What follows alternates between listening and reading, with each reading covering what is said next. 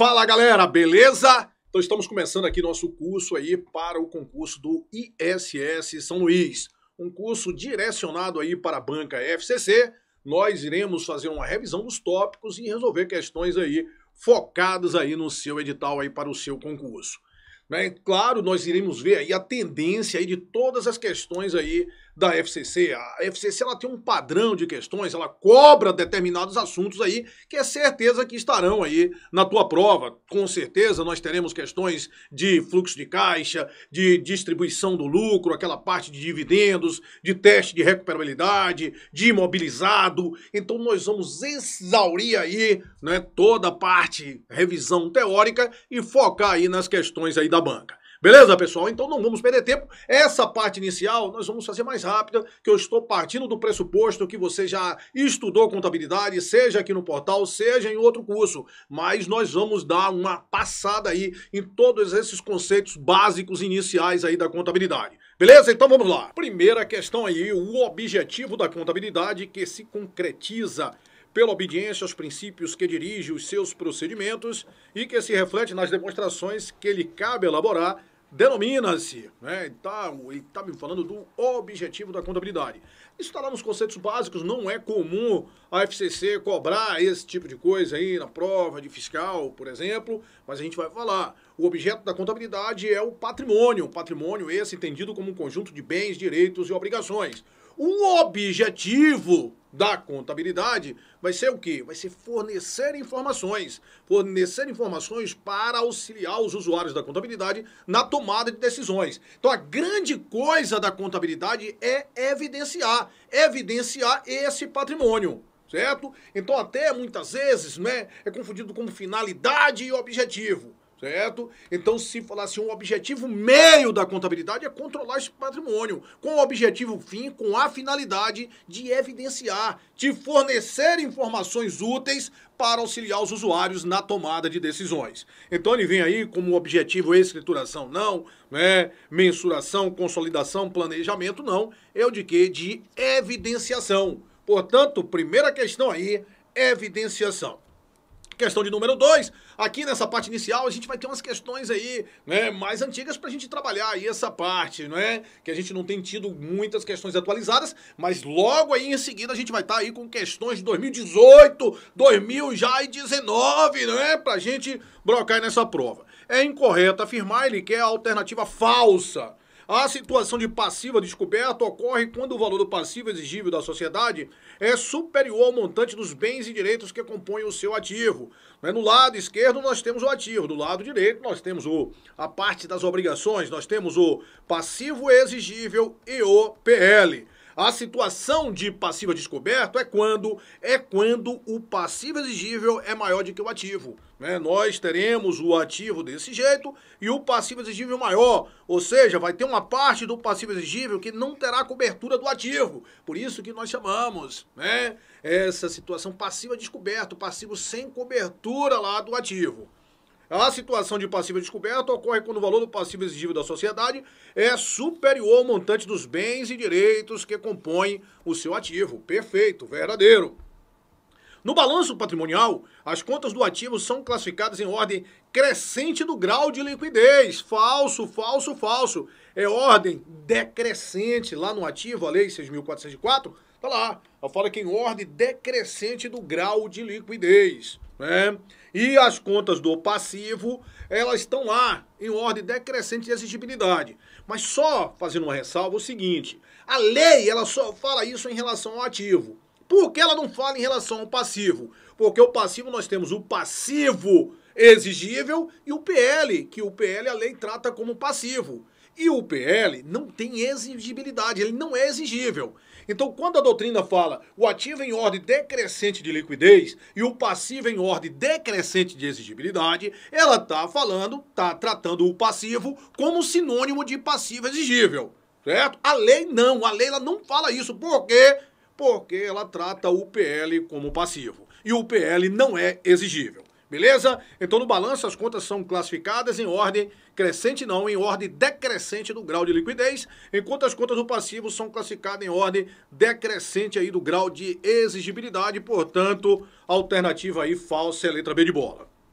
A diferença entre o total do ativo circulante e o valor total do passivo circulante representará o montante do capital circulante líquido. Perfeito! O CCL, capital circulante líquido, é igual a ativo circulante menos passivo circulante. É isso aqui que nós chamamos de folga financeira da empresa. É quanto a empresa tem disponível ali no curto prazo, né? Sem levar em consideração, né, os pagamentos que ela vai fazer, ou seja, que ela tem livre, né, para, né, no curto prazo.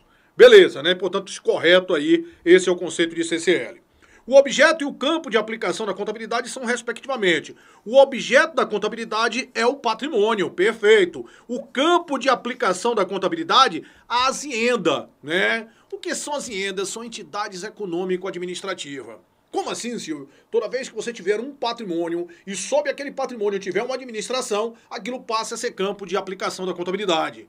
Então não precisa de objeto lícito, não precisa de estar regularmente constituída, né? É tanto que você tem contabilidade para jogo de bicho, né? Contabilidade para tráfico de drogas. Toda vez que teve um patrimônio e sob aquele patrimônio tem-se uma administração, aquilo passa a ser campo de aplicação da contabilidade. Portanto, aí, perfeito. Os investimentos relevantes em sociedades controladas ou coligadas com participação mínima de 20% ou que tenham influência na administração serão avaliados pelo método da equivalência patrimonial. Olha só, essa questão aqui em 2008, né? Foi naquele momento lá que nós mudamos essa coisa e isso, né, estava sob, né, naquele momento lá das mudanças, e isso estava correto, né? Só que hoje isso aqui está incorreto, né? Hoje a gente não vai ter mais esse conceito aí de investimento relevante. Mas a importância da questão aí foi para a gente trabalhar esses conceitos básicos iniciais, e essa parte de investimento relevante nós iremos ver lá na frente, quando a gente for estudar aí as participações societárias. Beleza? Portanto, ele pede a incorreta. No balanço, as contas do ativo serão classificadas em ordem crescente do grau de liquidez. Falsa em ordem decrescente e o passivo em ordem decrescente de exigibilidade, lembrando o passivo exigível. Questão 3. As demonstrações contábeis obrigatórias para as sociedades por ações de capital aberto de acordo com a lei das SAs, com as modificações introduzidas pela Lei 11.638 de 2007 e 11.941 de 2009 são, lembrando aí, de acordo com a Lei 6.404, as demonstrações obrigatórias quais são? Balanço patrimonial, DRE, né, DLPA e DFC, e serão complementadas através de notas explicativas. Notas explicativas complementarão as demonstrações contábeis. E para as sociedades de capital aberto, se for de capital aberto, está obrigado o quê? A elaboração da DVA, mas somente as empresas de capital aberto. Se for de capital fechado, pode elaborar a DVA, mas facultativamente.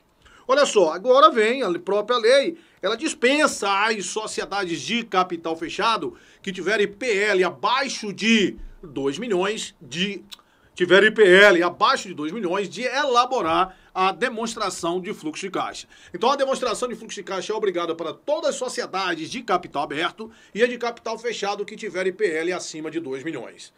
Então, se tiver um PL inferior a 2 milhões, estão desobrigadas à elaboração da DFC.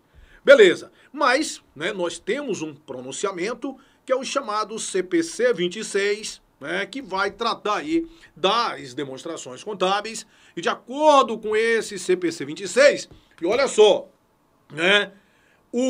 a Lei 6.404 fala que as sociedades de capital aberto devem observar as normas da CVM. E as normas editadas pela CVM têm que estar em consonância, em convergência com as normas internacionais. Ela tem que seguir as normas internacionais da CVM. Então, se for uma empresa de capital aberto, ela está obrigatoriamente sujeita aí às determinações dos pronunciamentos contábeis, certo? Sociedade de capital aberto. Então, de acordo com o CPC 26, as demonstrações obrigatórias são balanço patrimonial, olha, DRE, esses dois demonstrativos são demonstrativos importantes. DLPA não está obrigada. Ela vai estar obrigada à elaboração da DMPL, que é um demonstrativo muito mais completo. Demonstração da mutação do PL, ou seja, todas as alterações que foram ocorrer no PL.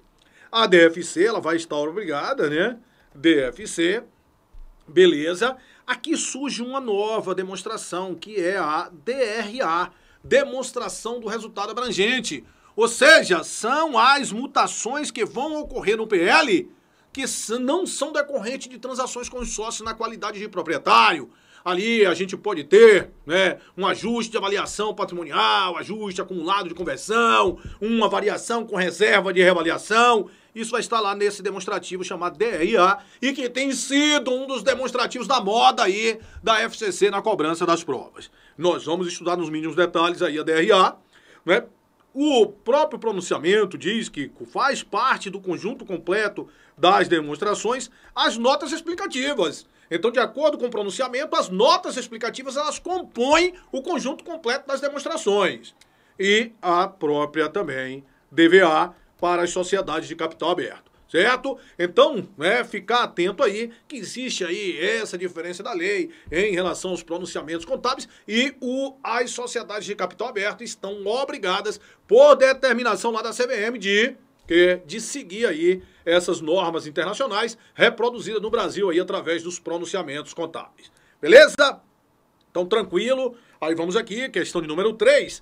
As demonstrações contábeis obrigatórias para as sociedades de capital aberto, de acordo com a lei, com as modificações são demonstração de fluxo de caixa, demonstração do resultado do exercício, demonstração do valor adicionado, capital aberto, ele está me dizendo, né, para a sociedade de capital aberto, beleza.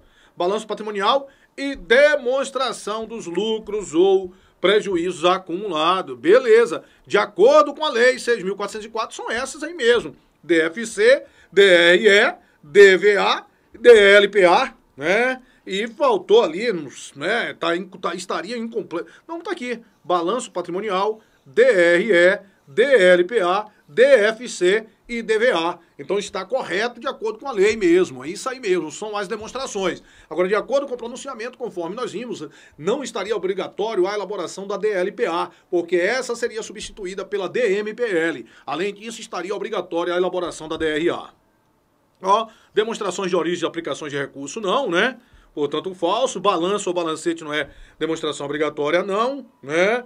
E, demonstração de lucros ou prejuízo, balanço patrimonial, DFC, DRE, mas na alternativa F ficou faltando a DVA. Portanto, questão correta aí, o gabarito letra A da questão de número 3. Questão número 4, de acordo com as normas internacionais de contabilidade, são grupos do balanço patrimonial. Vamos lá, o balanço patrimonial, ele é o único demonstrativo que é um demonstrativo estático. É uma foto do patrimônio da empresa em determinado momento. Então, no balanço patrimonial, nós vamos ter aqui o ativo e o passivo, certo? O ativo é dividido em quantos grupos? Ativo circulante e ativo não circulante. O passivo, por sua vez, passivo circulante, passivo não circulante e PL, certo? Aí ele vem aqui... Olha só, ativo, né? Ativo circulante é realizável a longo prazo, diferido, isso não existe mais, né? Diferido não existe mais esse negócio aí. Diferido não existe mais. Ativo permanente, não, né?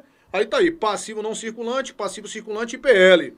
Ativo circulante e ativo não circulante. Esse subdividido em ativo realizável a longo prazo, investimento, imobilizado e intangível. Imobilizado e intangível. Então, a rigor, né? A rigor, essa questão aqui, ela poderia, né, ser anulada.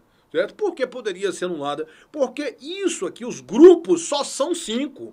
Os grupos só são 5, Silvio. Só. Tá aqui, ó, ativo circulante e ativo não circulante. Passivo circulante, passivo não circulante e PL. E isso aqui são subgrupos. Ativo realizável a longo prazo, investimento, imobilizado, intangível. Mas o restante estava absurdamente errado, né? O restante estava absurdamente errado, então o pessoal acabou nem recorrendo muito aí nessa questão. Portanto, questão 4, gabarito, letra E.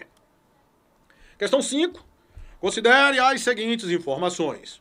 A Companhia Gama produz equipamentos especiais para revenda, cujo prazo de produção é de 18 meses. A Companhia Beta adquiriu equipamentos para revenda, sendo que o prazo médio de estocagem até a venda é 90 dias. Circulante, né? Circulante. A Companhia Industrial adquiriu equipamentos para utilizar em seu processo produtivo. Isso é o quê? Isso é imobilizado. A companhia adquiriu o direito de usar a marca por 10 anos. Isso é o quê? Isso é intangível. Que é o quê? Que é ativo não circulante. Perfeito, né? Então, olha só, ela produz equipamentos especiais para revender, cujo prazo de produção é de 18 meses. Aí, né, olha só, e essa coisa aí estaria no ativo circulante ou não circulante?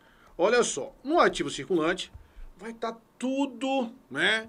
Tudo que você vai realizar até o término do exercício social subsequente. Então, se eu tiver aqui 31/12/2018, tudo que eu espero que vá ser realizado até 31/12/2019 vai ser o quê? Vai ser circulante e a partir daí não circulante. Entretanto, né, as empresas que tiverem, né, o ciclo operacional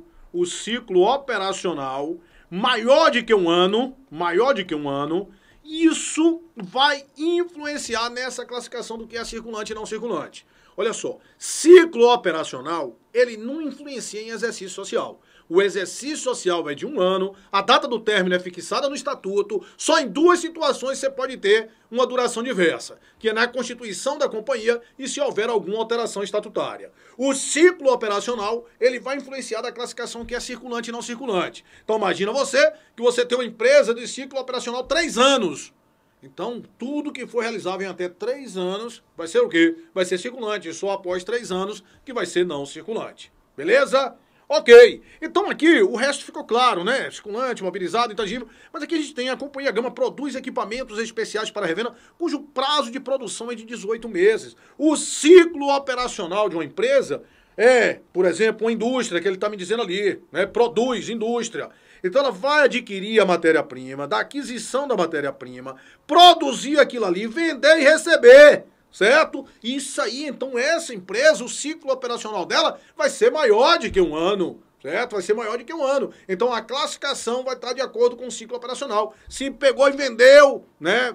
Produziu em 18 meses, vendeu, demorou mais 12 meses para receber, ou seja, no final foi 36 meses, significa que o ciclo operacional dessa empresa é 36 meses. 36 meses, certo? E se for 36 meses, tudo que for dentro daqueles 36 meses vai ser o quê? Curto prazo, vai ser circulante, portanto aqui também ativo circulante, certo? Aqui não é a coisa do término do exercício seguinte, que se eu estou elaborando aqui o término do exercício seguinte seria no máximo 12 meses. Aqui está na exceção. Por quê? Porque o ciclo operacional dessa empresa vai ser maior de que 1 ano, certo? Então nós vamos ter ali circulante, depois circulante, depois não circulante, depois não circulante.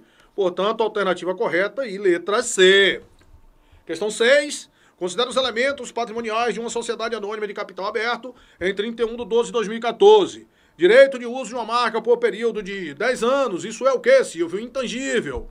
Participação permanente em outra empresa. Isso é o quê, Silvio? Investimento. Né? Porque, mas não é coligada nem controlada. Não é coligada nem controlada, mas ele está me falando que a participação é o quê? É permanente. Equipamentos adquiridos para revenda em conformidade com suas atividades e com ciclos operacionais. Né? Adquiriu para revenda, ou seja, em conformidade com o ciclo operacional. Está prevendo que o ciclo operacional vai ser menos de 1 ano. Então isso aqui vai ser o quê? Vai ser circulante. Imóvel onde funciona o setor administrativo. Isso é o quê? Imobilizado. Nós vamos estudar esse detalhe lá do imobilizado, do intangível. Mas já para você ficar esperto, imobilizado você tem que estar em uso, certo? Se você tem até um prédio, alguma coisa, mas se a empresa não estiver usando, pode ser tudo, menos imobilizado. É a mesma coisa intangível. Muitas vezes você fica assim pensando, é aquela coisa que a gente não consegue pegar intangível. Beleza. E se você tiver uma patente fora de uso?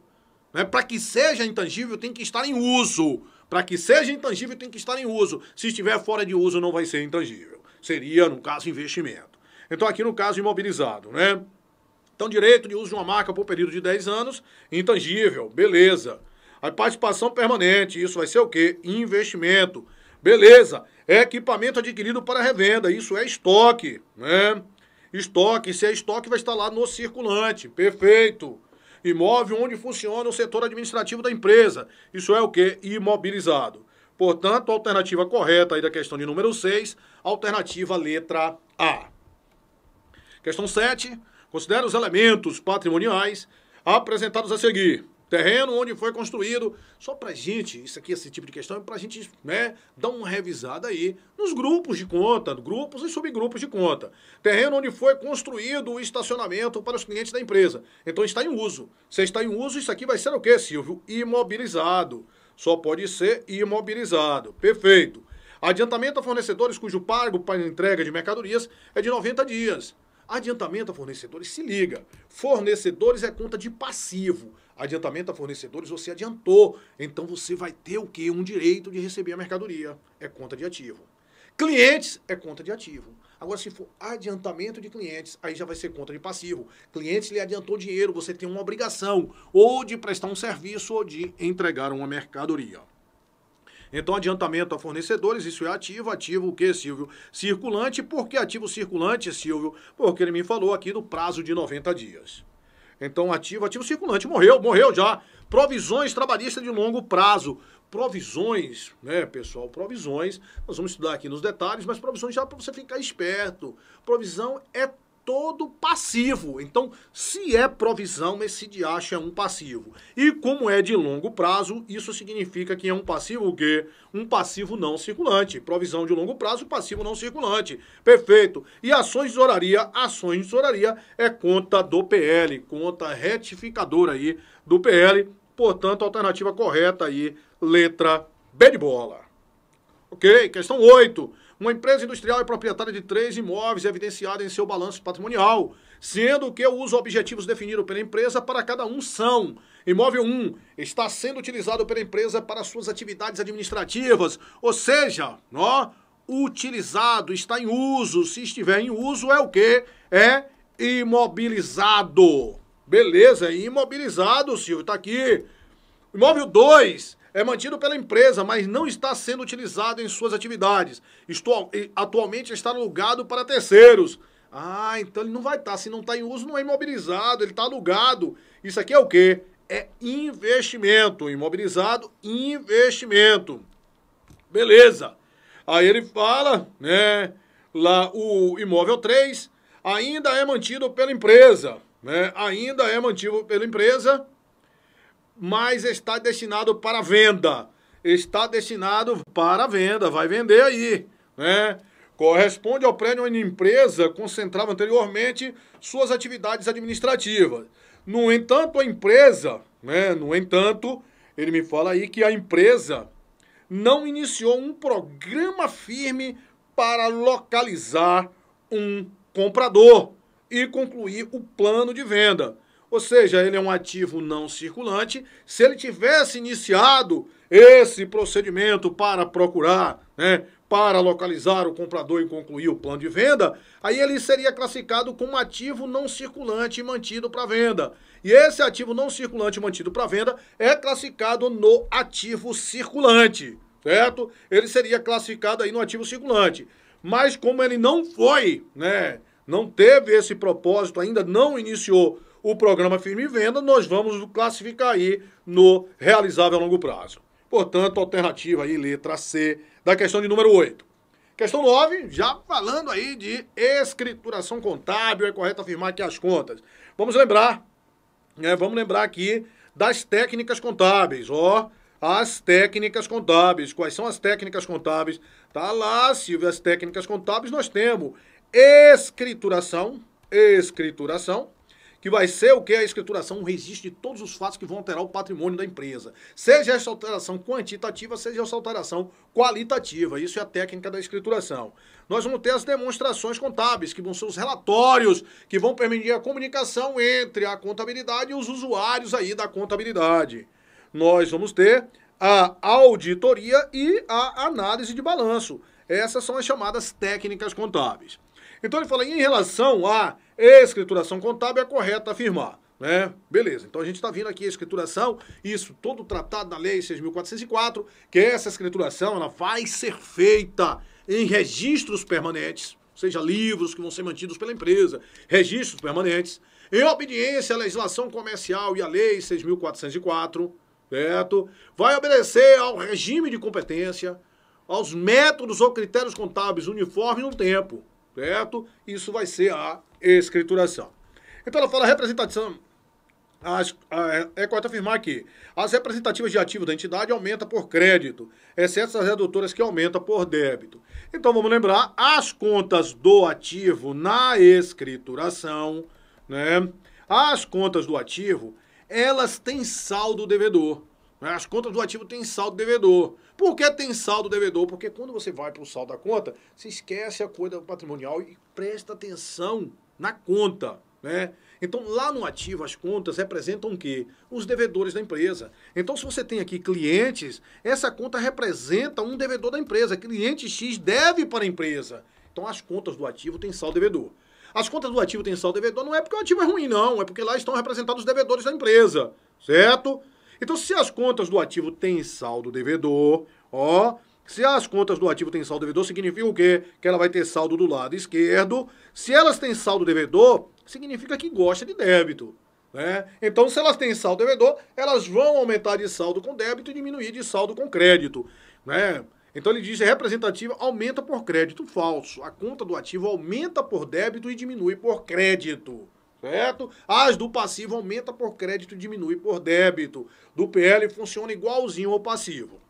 As contas de despesas, elas sempre vão ser debitadas, né? As contas de receita sempre serão creditadas. Essas são as chamadas contas de resultado, despesa e receita, com exceção de duas situações. As despesas, pessoal, elas sempre são debitadas. Entretanto, no encerramento do resultado do exercício, você acredita, porque você vai encerrar o saldo da despesa. Você acredita para levar o saldo dela para a apuração do resultado do exercício. E se houver algum erro, que aí você tem que estornar, certo? Classificadas no PL pode ter saldo devedor ou credor, conforme a sua natureza. As contas classificadas no PL, ela pode ter saldo devedor ou credor, sim, né? Conforme a sua natureza. Lá no PL nós vamos ter, por exemplo, o capital social, que tem saldo credor, mas nós podemos ter ações de tesouraria, saldo devedor, prejuízo acumulado, saldo devedor. Portanto, aí o gabarito da questão 9, letra B de bola. Classificadas no passivo diminui por crédito, as do passivo não. Elas aumentam por crédito e diminuem por débito, com exceção das contas retificadoras que funcionam de forma contrária. Representativa de despesa tem sempre saldo credor. Falso. Despesas elas sempre são debitadas. Então nós vamos ter saldo o quê? Devedor. Somente se houver erro ou então na apuração do resultado é que você acredita essa conta de despesa. As do ativo são estornadas por meio de um lançamento a débito da conta. Falso. As do ativo, como você debita a conta, para que você estorne, você tem que fazer o quê? Você tem que creditar. Teria que creditar para fazer um estorno. Portanto, falso. Questão 9, alternativa correta aí, letra B de bola. Questão 10. Em relação à escrituração contábil, é correto afirmar: os lançamentos no livro diário devem ser efetuados diariamente, não se admitindo exceção. Esse livro diário, só lembrando, é um livro, não é principal. Você registra todos os fatos, é um livro cronológico, ele segue, né, regularmente aí a cronologia dos acontecimentos, né? Principal, um livro cronológico e um livro obrigatório, certo? O livro diário.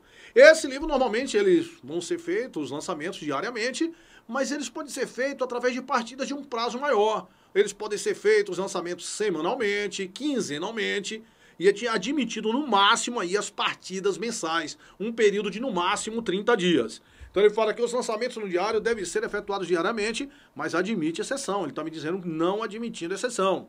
Portanto, falso. A escrituração correta e tempestiva do livro Razão permite saber em qualquer data os saldos das contas de resultado e contas patrimoniais. Isso é verdadeiro, ó. Isso aqui, ó, é um razonete, uma representação simplificada do Razão. Então, se você for fazendo isso aqui corretamente, você vai debitando e vai creditando, vai debitando e vai creditando, a qualquer momento você pega o saldo da conta. Então, a escrituração correta e tempestiva do livro Razão permite saber em qualquer data o saldo das contas de resultado e patrimonial. Perfeito. Verdadeiro. Letra B de bola. O único livro contábil considerado obrigatório pela Receita Federal, né, é o livro diário. Falso. Livro para as empresas tributadas com base no lucro real. O livro obrigatório é o livro Razão. Certo? No Brasil existe um plano de contas padronizados que deve ser seguido por todas as entidades? Não. O plano de contas, ele deve atender à necessidade da empresa. O que é um plano de contas, né? Você vai ter lá os elementos do plano de conta. Você vai ter as contas, o elenco das contas, que é de acordo com o quê? Com a natureza da empresa, de acordo com as necessidades da empresa. Então, o plano, por exemplo, de uma empresa comercial, ele difere do plano de uma empresa industrial, né? Das contas, das peculiaridades de cada uma dessa empresa, certo?